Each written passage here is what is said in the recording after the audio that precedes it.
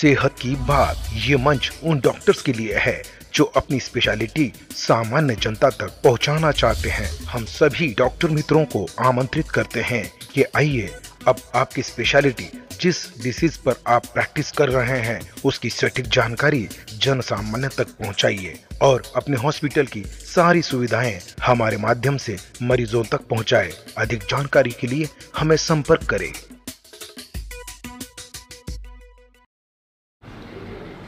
आपल्याला माहीतच आहे की सध्या समाजामध्ये कॅन्सरचे रुग्णांची संख्या वाढत आहे।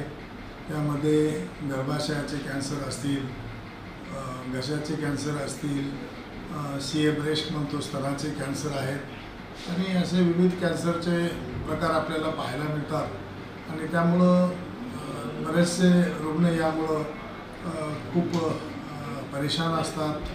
त्यावर आजारावर ट्रीटमेंट घेणं, किमोथेरपी घेणं, त्या ठिकाणी बाकीच्या ट्रीटमेंट आपण घेत असतो आणि हे अत्यंत वेदनादायी काम आहे।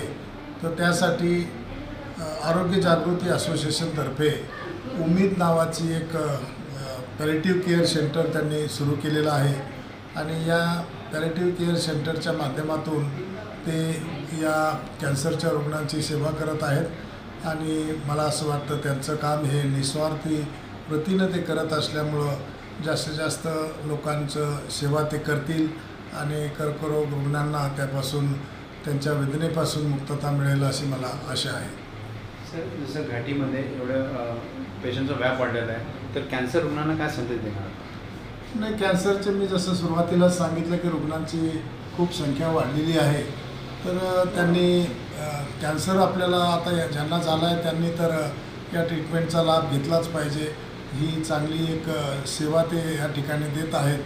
त्याचा जास्तीत जास्त लाभ हे रुग्ण घेतील आणि या कॅन्सरच्या वेदनेपासून मुक्ती मिळतील अशी मला अपेक्षा आहे।